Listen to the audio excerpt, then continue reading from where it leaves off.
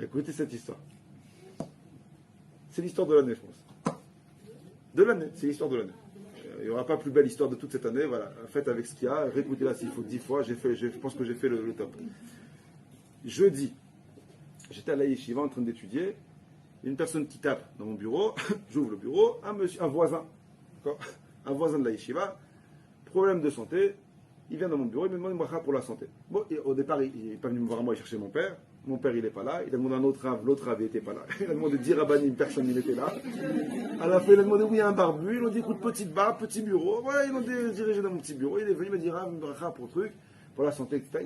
Il attend des résultats de santé importants. Pour une fois que j'ai un client, je lui ai fait la totale. Feu d'artifice, je rigole, j'aime pas qu'on me dérange. Donc j'ai lui fait la bracha, j'ai allumé les bougies, Tfadal, il est parti, j'ai oublié, c'est fini.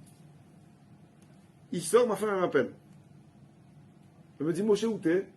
J'adore quand on me pose ces questions-là. Je dis, où je suis? Ça veut dire, ça fait 12 ans qu'on est mariés. Je suis en train d'entraîner mon équipe de foot, ça veut dire, je lui dis, merde, je suis à l'Yeshiva. Elle me dit, d'accord, mais elle me dit, mais il est quelle heure? Je dis, bah, il est 1h. Elle me dit, mais il y a la petite à chercher au GAN. J'ai oublié l'adaptation, pas l'adaptation. Moi, j'ai foutu le premier jour. J'ai dit, allez, à demain. Ça veut dire... Elle me dit, mais il fallait la chercher à 1h. Je t'ai prévenu, c'était toi, c'était pas toi. Elle m'a mis pression, la marocaine. Elle sait faire. Je lui ai dit, mais c'est moi qui dois aller. Elle m'a dit, c'est toi qui dois aller, t'es en retard. Et puis on peut pas faire confiance sur toi. Ma mère, elle me l'a dit. J'ai dit, écoute, on se calme. J'ai qu'une de 2 heures de retard. On va y aller. De toute façon, ils vont pas fermer, ils vont pas la mettre dehors, la petite. J'y vais. Elle m'a mis la pression. Premier jour de crèche, je me suis fait défoncer. J'ai très peur des morottes. Et des Marocaines non plus, ça veut dire. Je me suis fait défoncer. Le matin, j'ai vu la morale, je me suis dit, là, il ne faut pas rigoler avec elle. Il faut dire. Elle hurlait. J'ai pris la voiture. Maintenant, rapidement, j'ai pris la voiture. Je rentre dans le parking. Je sors la voiture. Et moi, j'étais stressé. Je n'ai pas l'habitude de conduire. Je n'ai pas fait attention. J'ai poqué la voiture, mais. La mienne et celle de devant, mais je l'ai poqué, mais. Pokéball. J'ai poké la voiture. Bon, je regarde par la fenêtre pour voir si j'ai fait une rayure, j'ai rien vu de loin. Je me dis, qu'est-ce que je fais? Je suis en retard, j'ai la kippa, j'ai pas la kippa. Au début, je me dis, écoute, écris un petit mot avec ton adresse, ton coordonnée, tu poses sur la porte, et il t'appellera après pour faire le constat. Non, je rigole, j'ai voulu me sauver. J'ai voulu me sauver comme d'habitude, j'ai voulu me sauver, j'ai vu que marcher à Yann, c'est pas moi, mais j'ai pas remarqué que le gars était dans la voiture. Ça n'arrive qu'à moi. Je ne conduis jamais, la première fois où je conduis, ça m'arrive comme moi. Le gars, je ne sais pas pourquoi, il sort de la voiture, un lion, il a hurlé dans tout le parking. J'étais comme ça en train de me mettre. Je ne savais plus où me mettre. Tu ne sais pas conduire! Sors de là! Sors de là! On va faire un constat! Maintenant, il hurle. Maintenant, pendant qu'il hurle, je remarque que c'est le gars qui est venu me demander une bracha il y a 5 minutes à la yeshiva. C'est-à-dire qu'il y a 5 minutes, il m'a demandé une bracha, 5 minutes après, je tape sa voiture. Il est en train de crier, on va faire un constat. Maintenant, j'écoute, maintenant, je dis, sors. Je sors de la voiture, miskin. Il est devenu vert. Il m'a dit, on va faire un constat. Il m'a dit, Akol le Tova! Akol le Tova! Je lui ai dit, non, pas Akol le Tova. Je lui ai dit, mais excusez-moi, monsieur, je ne sais pas son nom. Je vois ma voiture. Bon, je ne sais pas ce que j'ai fait, je ne sais pas si c'était moi, c'était pas moi, une petite rayure. Je lui ai dit, c'est moi qui ai fait ça. Alors, au départ, il m'a dit, oh, après, il a vu que c'était moi. Il m'a dit, non, c'est pas vous. Je pense que c'était déjà avant.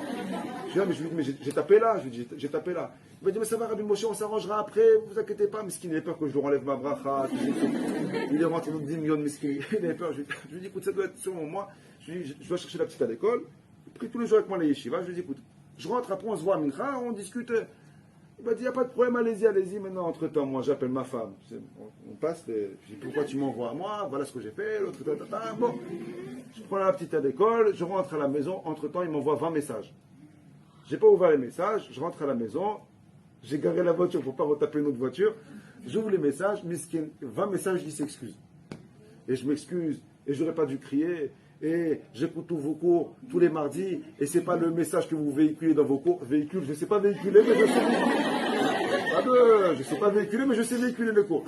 Et ce n'est pas le message que vous véhiculez à travers vos cours. Et je te fais montrer le message, j'ai envie de pleurer, je voulais un mouchoir. Et Mechila, et c'est oublié, et c'est rien, c'est une petite rayure. Alors, de je l'ai appelé, je lui ai dit, non, c'est pas une petite rayure. Je lui ai dit, il n'y a pas de problème, c'est l'assurance. Je ne suis pas assuré. Je lui ai dit, écoute, on va s'arranger. Il m'a dit, écoute, on ne s'arrange pas. À Kol les Tova, dans toutes les cours, tu dis à Kol les Tova. Je lui ai dit, voilà, au moins il y en a un qui comprend mes cours. Je dis, bon, si ça colle les tova, j'ai tapé ma voiture. Non, je n'ai pas dit ça. J'ai dit, bon, vous inquiétez pas. Elle m'a dit, non, mais c'est oublié, c'est oublié. J'ai insisté. Il n'a pas voulu. J'ai arrêté d'insister parce que j'ai peur qu'il me demande de payer. Donc, écoute. Une demi-heure après, sa femme, elle m'appelle. Une fois, 2 fois, 3 fois, 4. Je dis, qu'est-ce qu'elle a cette fois? Je dis, ah là là, il a dû lui raconter. Elle a dû regretter. Elle veut refaire sa voiture sur mon dos. Je suis rentré dans un film. Je dis à ma femme, écoute, je ne parle pas aux femmes. Parle-lui toi. Elle a l'air d'être nerveuse. Je lui parle, elle m'appelle 10 fois. Donc ma femme, plus courageuse que moi comme d'habitude, elle l'appelle. Elle dit oui. Elle dit, est-ce que je peux parler à votre mari? Ma femme me fait comme ça. Je fais non, pas là. Mais c'était mon téléphone. Donc je dis, alors je prends le téléphone. Bémet, moi sur le Sefer Torah. Il m'arrivait un miracle dans ma vie, écoutez-le. Un seul. Je parle beaucoup des miracles qui m'en arrivaient un. Je prends le téléphone, je lui dis oui madame, hein? Et elle me dit, Rav, il faut que je vous raconte quelque chose. Déjà, elle ne m'a pas demandé de rembourser la voiture. J'ai dit, je vous écoute. Elle m'a dit, ma fille, ça fait 3 semaines. Elle a perdu sa bague de fiançailles. J'ai la main sur le Sefer Torah. Elle m'a dit, ça fait 3 semaines, elle a perdu sa bague de fiançailles, qui coûte très cher. On a retourné la maison. On n'a pas trouvé. Elle fait que pleurer, inconsolable, son mari, inconsolable. Elle n'a pas trouvé sa bague. Elle m'a dit, quand mon mari est venu à la maison, il m'a raconté l'histoire.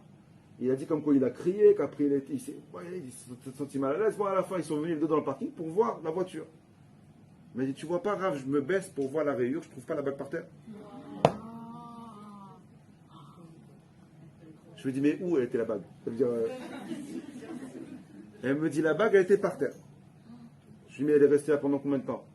Elle m'a dit 3 semaines. Je lui ai dit, c'est pas possible. Je lui ai dit, madame, c'est un parking. Elle m'a dit, écoute, peut-être qu'elle était dans la voiture, peut-être qu'elle n'était pas dans la voiture, peut-être qu'elle était dehors, peut-être qu'elle est sortie quand vous êtes. Elle m'a dit, je ne sais pas ce qui se passe. Elle m'a dit, j'ai trouvé la bague. J'ai raconté cette histoire la semaine dernière à un cours. Tu t'imagines pas le nombre de personnes qui veulent que je fasse du karting dans leur voiture, dans leur parking. Ils m'ont tous appelé, tous. Alors j'ai raconté cette histoire aussi cette semaine à un autre cours. Tout le monde y rigolait comme vous, mais le seul hic qu'il y avait, c'est que la voiture à moi, elle n'est pas à moi. On me l'a prêté. Le gars qui m'a prêté la voiture, il était au cours. C'était le seul qui ne rigolait pas. Tout le cours, il était comme ça. Ça me dit... À la fin du coup, je dis, écoute, peut-être que tu vas trouver une bague aussi, on ne sait pas. Bon. À la fin de l'histoire, bon, j'ai raccroché avec lui, j'ai dit, bon, là, je ne rembourse pas les trucs. Il m'a dit, mais non, écoute, ça vaut 10 voitures. Je lui ai dit, tant mieux. Fadal, elle m'a dit, reconduis à chaque fois, tape les voitures dans le parking. Je lui ai dit, il n'y a pas de problème, j'arrive. Une question que je me suis posée en dormant jeudi soir. Qui a fait le miracle? Alors au départ, je sais que le petit fils de Rabbi Chaim Pinto, il ne peut pas te laisser abandonner comme ça, mais il ne pas. Il ne sait même pas où j'habite. Qui a fait le miracle? C'est pas moi. Moi, j'ai tapé sa voiture. C'est lui. C'est lui qui a fait le miracle, c'est lui. Comment il a fait le miracle? Parce qu'il a changé sa vision des choses. Pas parce que je m'en fous de Moshe Pinto, etc. Du moment où une personne y pense à Kol Letova, donc tout devient à Kol Letova. C'est très difficile de dire à Kol Letova, tout est pour le bien quand tu as un problème. J'ai lu aujourd'hui un tzaddik qui s'appelle Rabbi Levi Yitzhak de Berditchev. Il dit dans son livre, dans Dushat HaLevi, il dit comme quoi des fois Akadosh Baruch Hu, il apparaît constamment. Des fois Akadosh Baruch Hu, il apparaît à la personne à travers des miracles. Des fois Akadosh Baruch Hu, il apparaît à la personne à travers un problème. Mais même dans le problème, il faut qu'il sache comme quoi c'est Akadosh Baruch Hu c'est lui qui apparaît. Maintenant, comment tu fais pour transformer le problème en miracle? C'est ta façon de voir le problème. Si tu vois le problème comme un problème, alors le problème il restera un problème. Mais si tu vois le problème, si tu vois Akadosh Baruch Hu dans ton problème, alors Akadosh Baruch Hu il fera en sorte que ton problème il se transforme en miracle. C'est tout le but d'un juif.